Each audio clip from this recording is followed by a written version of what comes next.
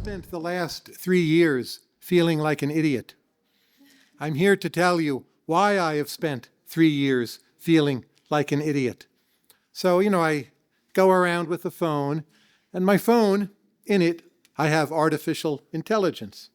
You might have the same. So I use GPT, and I thought I'd ask it a question. I said, hello, do you speak Mayan at all? Can you say that sentence back to me in the language Mayan? Of course it speaks Spanish, right? But does it speak Mayan? It's also a smart guy.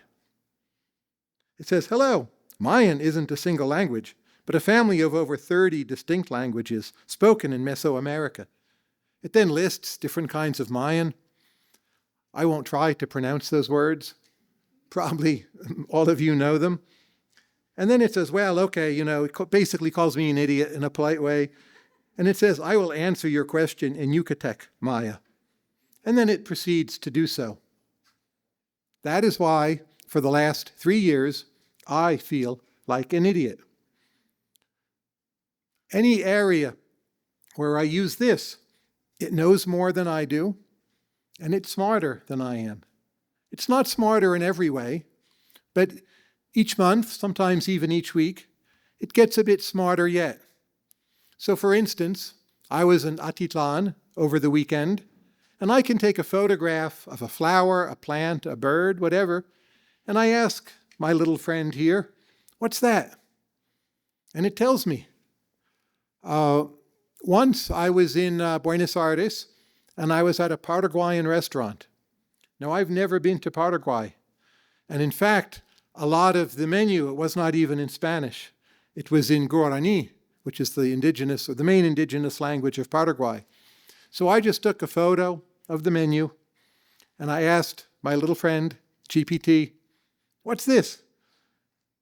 Please translate, and also, which are the best dishes? What should I order? And it told me. So this is great, like I'm happy, right? I had a wonderful meal, but I kind of feel like an idiot. It's interesting, they take the desktop version of these models, and they give them the bar exam for lawyers. And of course, the model passes the bar exam. They give it the medical exam in the United States for doctors. Of course, the model passes the medical exam. I could not pass either of those exams. I went to my doctor not long ago. Good news is that I'm fine, but I had this big blood test. I got this long document with all these numbers on it. I didn't understand them. I uploaded it into GPT. I said, am I fine? Because my doctor said I was fine. And it gives me a long explanation of why I'm fine. Like there's one thing where my iron count's a little too high, but basically I'm fine. Actually this has been done a few times, they do a test. So they have human doctors diagnose patients, and they have GPT diagnose patients. And on average, the AI does better than the humans. And it's interesting, there's one category in particular where the AI clearly does better, and that is bedside manner. Is it nice? Is it polite? Does it talk to you all sweet? Does it explain to you the right way? What's wrong with you? What's right with you? AI does that better. I know many people, really many people, they use this as their therapist. I've never done that.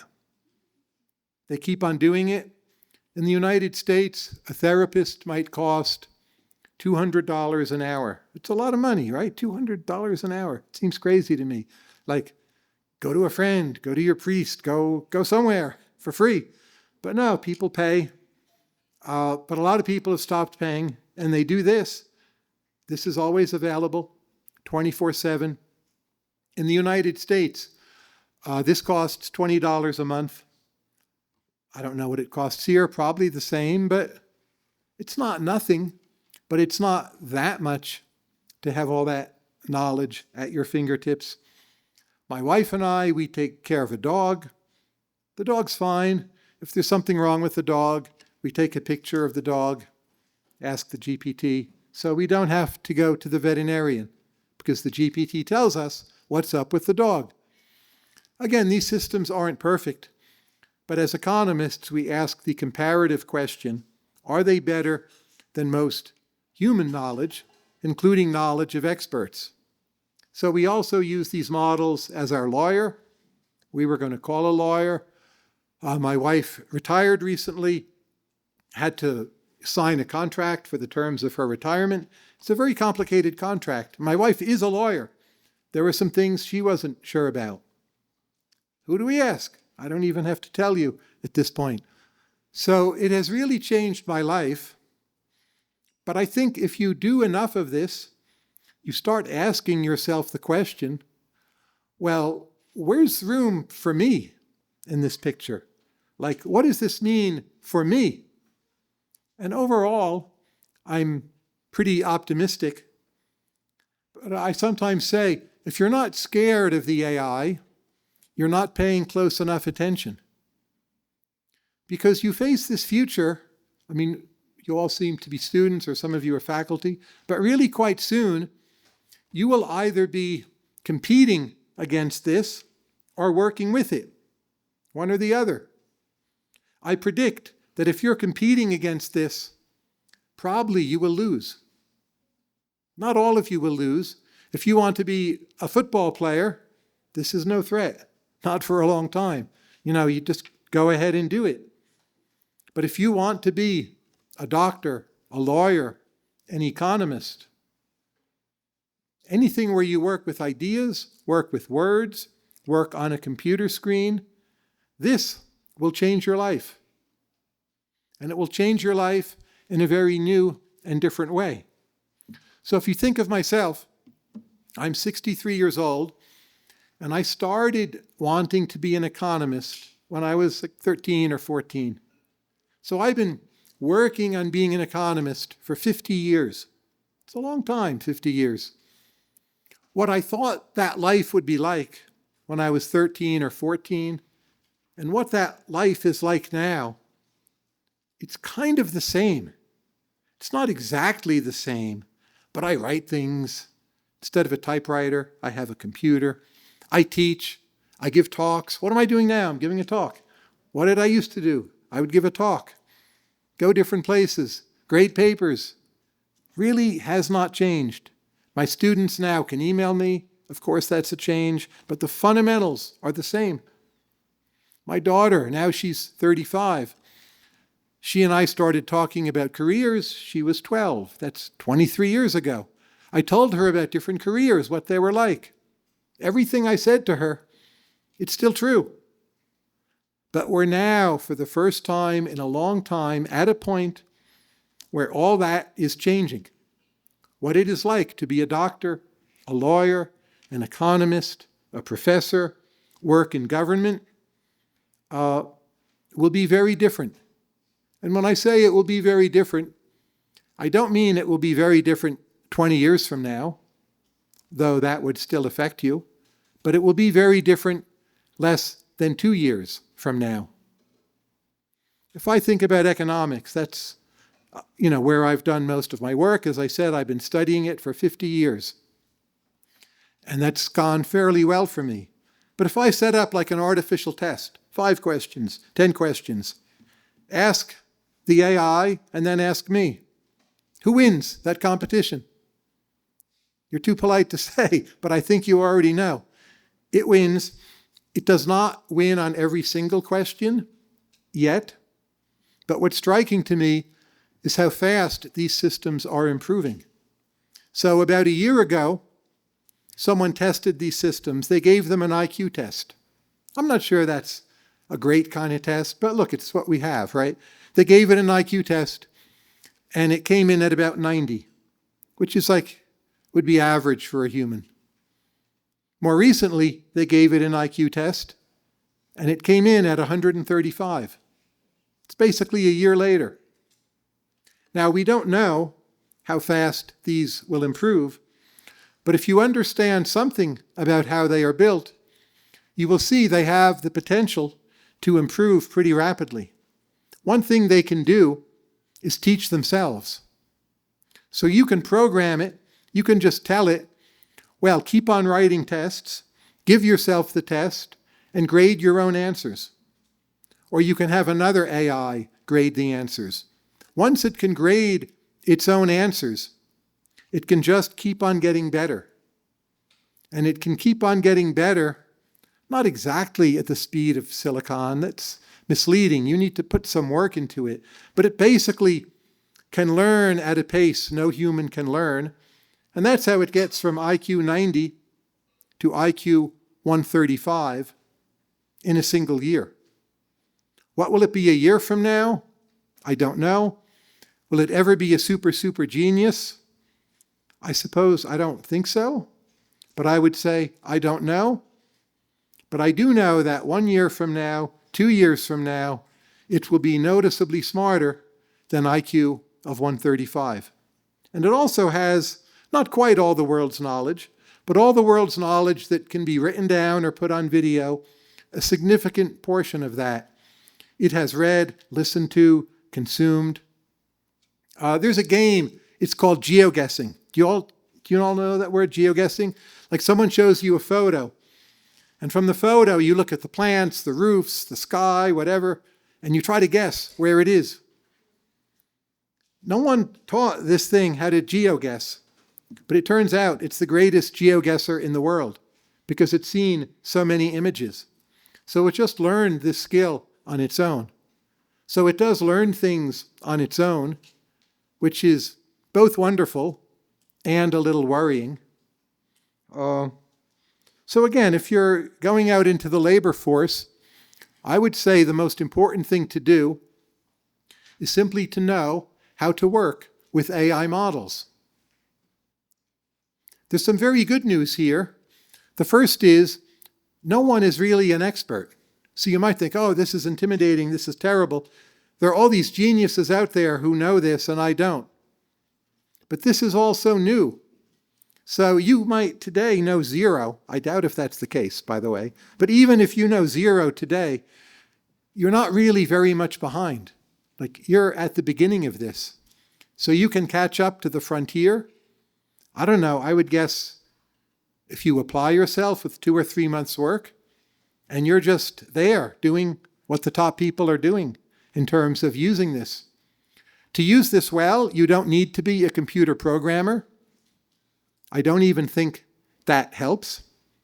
My hypothesis, this has not been tested, but having met many people, I believe this to be true, is that learning how to work with the AI, it's like being a dog trainer or a horse trainer. It's an alien being. You have to try to understand it. You'll never understand it fully. Mostly it wants to obey you, but not entirely. You have to learn how to teach the thing. Like let's say, like I'm not a dog trainer. You know, I said my wife and I have this dog. We got it from our daughter 2 years ago because she had babies. The dog, the baby's a problem, so the dog is sent to us. Like, I don't know the dog really. It's like the dog's fine, the dog's great. I don't know anything about dogs. So if you just like brought a dog in to me here and you said, Tyler, train this dog. Like, I've got nothing. I'm an idiot. So that's in a way the world we're all in. We have to learn how to train the dog. If you learn how to train the dog, call it a horse, you can't really train a cat. So dog or horse, I mean, you can be many, many times more productive. And in fact, your future job, if you are not, say, a soccer player or an auto mechanic, your future job will be, in essence, to guide and direct this and to correct it when it's wrong. And sometimes it is wrong. You probably know this if you use it at all. It is not perfect. It needs humans sometimes to correct it or to know when to double check. But another point I would make, like what you have in your phone, this is the cheaper model. If any of you, how many of you have it? Some version of GPT? Yeah, it's like more than half of you. And you probably have the cheaper model, but there's a more expensive model. It costs $200 a month. It's a lot of money. I pay it. I'd actually pay 10 times that if I had to. And the more expensive model is much, much better. and it makes fewer mistakes. It's quicker. It knows more. It's more brilliant. So whatever impression you have of how good this is, like there's already something much better. How many of you pay $200 a month? Show of hands. 0. I'm not saying you should right now, but maybe your employer will, or maybe you will have to, or maybe the price will come down. But even the $200 a month model is not the frontier. There's a lag between a model being built and a model being released. And now from the major companies, there are better models yet, which to me is like, whoa, better yet than the one that, kicks my butt across the room when I do an economics competition. So over time, I'm a writer. I think more and more, what are the things I can write that it cannot write, or maybe it can help me? Or what might my readers want to read that I can do, and it will not be the same if the computer does it. So I'm changing the way I approach many things. One thing I can do, the computer cannot. I can go somewhere, show up, and talk to people face to face. So I do that much more. I make many more trips. I give more talks. It cannot compete with me. I write somewhat less. When I read books, I now read books very differently. It used to be if I wanted to learn a topic, maybe I would read 10 books, 12 books on the topic. Now I will just try to find maybe the best book, and I start the best book, and then I keep on asking questions of this. It's like I get a customized book, and I just keep on asking questions. So I save a lot of money on books. I get a better book. I think as they told you, like, I write books, but now I need to think like, hey, I'm not the only person who will be doing this. What kind of books can I write where people still want it? So I am myself very determined to stay ahead of this thing. I will have to make many more changes. But what I do now, I follow the latest models. I exchange tips and advice with my friends who use this. It's changed how I write, what I write. It's changed how I read. It led me to make more trips. When I travel, we were in Atitlan, I mentioned, and my wife, she does this too. We wanted to go to the best and most interesting art gallery in Atitlan. So the old days we would Google. That's not like a very transparent piece of information. Like, what's the best? What's the most interesting? It's sort of vague, subjective. We just asked this. It told us where to go. We went there. We actually bought 2 pictures. It was a wonderful experience. We ask it about restaurants.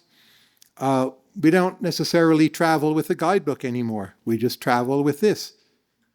How we take care of the dog, our own health.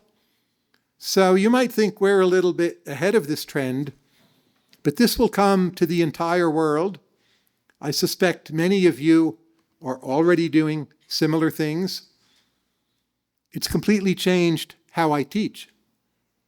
So my university, the general policy is if you use the AI, you're cheating. I understand why they do that, but also in the world to come, your work will be done with the AI. So for my class this year and last year, I told students they had to use it, and I would grade them on how well they managed to use it to produce a good paper. This is PhD level. I just thought that's the skill they need. Their future employer, boss, contractor, like they don't have that same notion of cheating. They just want the job done well. So a lot of education to me is very behind. I don't know about Marroquín, but if I look at my own school, like we're a big school, 40,000 students, I know my students are ahead of their professors when it comes to AI. So sometimes people sit around and talk like, oh, the professors, should we teach our students about this thing? And I say, no, you have it backwards. They should be teaching you about the thing. Because the faculty can be set in their ways. They've always written papers, a certain kind of paper, a certain way, and they're not really changing yet. At some point, the market will force them to change. So I think the future, a lot of the details are very hard to predict. But here are some things I'm pretty sure of, that at least if you have a mobile phone, there will be some version of AI you can access, and it will be quite good. So if you're, say in Kenya is a very poor country. Kenya, though, it has good internet connections. You can go anywhere in Kenya and get good internet. Like my wife and I, we went on safari. We were out there with the lions, the elephants. We had better internet than at home in our living room. This to us was amazing. So Kenya has great internet. That was a wise decision. So you can be almost anywhere in Kenya, and if you have mobile phone, you can get the world's best education, if you want it, and in the language of your choice, including Yucatec Maya, apparently. I don't know if it knows all those other versions of Maya. So a lot of people, they won't do this, or they won't know to do it, or they will stick with traditional ways. But that's not how all humans are. As we learned from Mises and Kerzner, human beings, they're entrepreneurs, and they want to do better in life for themselves, for their families. So we will see people around the world, people otherwise in difficult situations, but they will be getting incredible educations, probably for free. Like I said, the one I have, GPT, it costs $20 a month. Most people in Kenya cannot afford $20 a month, but there's free versions.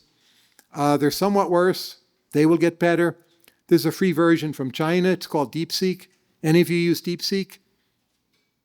DeepSeek is free. Just Google DeepSeek, one word. It's a lot of fun. GPT, they kind of censor it so it's not too rude or too funny. DeepSeek is rude and funny. And it knows a lot. So if you want to have fun, use DeepSeek. Even though GPT knows the most and is the smartest. So there'll be open source AI for free, anywhere people want it. Already it's the case. DeepSeek, it's just online and you take it. So right now, everyone in the world has access to better medical diagnosis than a rich person, a billionaire in America. They may not be using it, but this is not science fiction. This is not a prediction. This is a reality. It doesn't, having the diagnosis doesn't mean you get the brain operation when you need it, but it's a big, big step just to know what's wrong with you, or maybe there's nothing wrong with you. Anyone who has a legal matter can get free legal advice. When my wife did this, with her retirement, we thought the legal advice, was better than the human lawyers we had worked with in the past. Maybe not perfect, but just really good, free, and it answered all our questions immediately. And unlike some small, tiny number of human lawyers, it had no incentive to lie to us. It never said, you need more advice, please come back in 2 weeks and I'll bill you some additional hours, right? Very different incentives. I would say more market-friendly incentives. So we all have this task of figuring out how the future will be changing. And again, I'm just talking about the very near future. I don't feel I can give you definite answers about how everything will be. Part of the wonders of the market is no one can predict it in advance. That's one reason why central planning typically does not work. But the life I had, where 50 years ago, I knew what I wanted to do, and 50 years later I'm doing it, very few of you will have that life. You will be figuring things out as you go. There won't be a guidebook you can pick up. 1,000 different people will tell you different things. Some of them will be right, some of them will be wrong, but you'll have to make those decisions. So the onus of individual responsibility, it will be tougher and I would say more intimidating, but there will also be much more opportunity. Sam Altman, he's the CEO of OpenAI. He predicts that very soon there will be companies with sales of $1 billion or more, and the whole company will be run by one person and a bunch of AIs. We're not quite at that point yet, but I and most people I know, we agree with Sam. So the notion that a single individual, by being smart, having the right vision, being an entrepreneur, and knowing AI, can start a company with one person and take in $1 billion, that to me is a stunning opportunity. You will be able to run a research center, a think tank, I don't know, maybe not with one person, but I believe with 2 or 3 people, and it will have the heft and the output and the impact of a much larger research center, at least if you do it well. So the optimal scale of enterprises is likely to be smaller for many companies, and what you will be able to do as an individual, you will be much more potent if you choose to be. Now, a lot of people, they don't want to run the whole business. I understand that.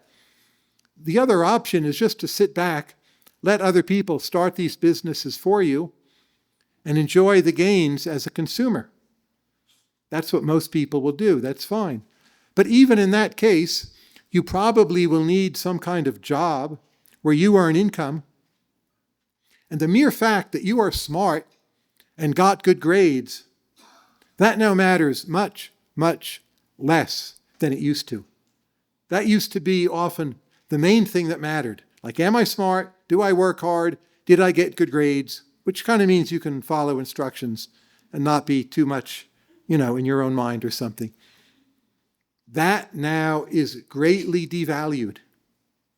What has risen in value is the question like, are you a good dog trainer, horse trainer? But with this. And it's not unrelated to being smart. But again, being smart, getting good grades, no longer a guarantee of anything. So I think this will be the greatest mobility engine probably the world has seen. Many people will become much wealthier than they imagined they could be, or have greater impact, or leverage what they do. Other people, I think, will decide to be more passive. They may end up knowing less. There's a kind of laziness you can choose, because this will answer all your questions. So there will be these 2 paths. The greater impact path, the lazy path. There's also the path, do I learn how to work with this, or do I compete against it? And those are decisions you will have to make. They're decisions I never faced. They're decisions also my daughter never faced. She'll face them now as I face them now. But I'm obviously older than she is. Like, I could just stop now and call it quits. I'm not going to do that. Like, I'm very excited about all this.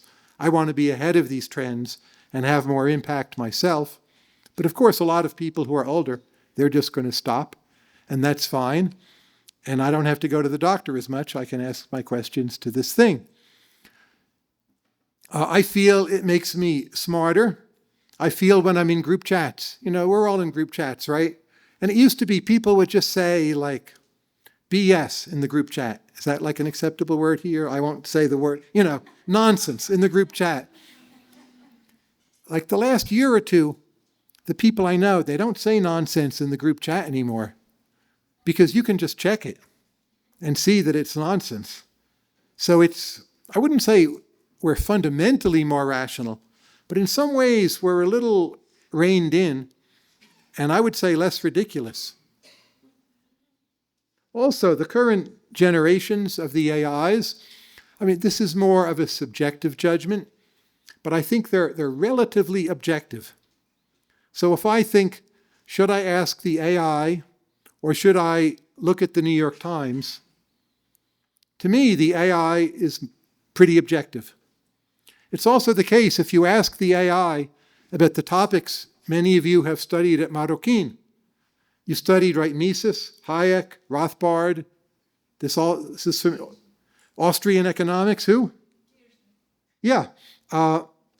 It knows all those things. You can ask it a detailed question about Mises, and get a pretty good answer.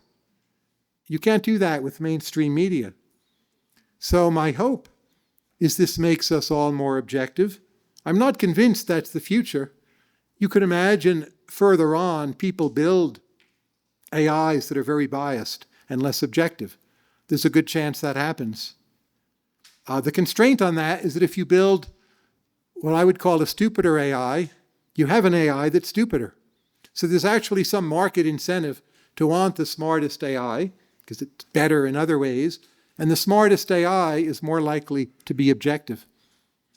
So, my country, most countries I visit, I look at media, TV, newspaper, internet, like a lot of it's not that great. My hope is that will get better. It's a speculative hope. I'm not convinced, but I can at least see a path where it will get better. Some other news for you. I said this at the graduation ceremony, but I guess you all are not the graduating ones. If you're a student here, you can expect to live much longer than you thought. I don't know life expectancy in Guatemala. In the US, it's in the low 80s. 76. Okay, that's like pretty good. My guess is you could expect something close to 100, at least if you stay out of trouble. So the return to staying out of trouble has gone up, right? Buckle your seatbelt, take other precautions, and so on. But the AIs will accelerate progress in science. I'm not sure by how much, but I know people who work applying AI to biology, to biomedical science.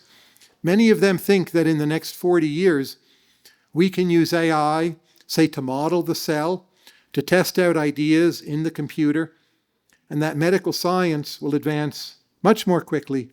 And most of the things that kill us now, things like cancer, probably will mostly be fixed. You might still get cancer, but it will be controllable or maybe curable. So you will die, most likely, of old age. What's that limit? Depends on your genes. Some of you maybe have a grandmother who lived to 103, and you think that's a kind of miracle. But that will be a new norm for many people. So whatever you learn now as an education, it's just going to be there for more years than you thought, maybe 15, 20 more years in some of your cases. Some of you, still might just die at 76, have bad luck or bad genes.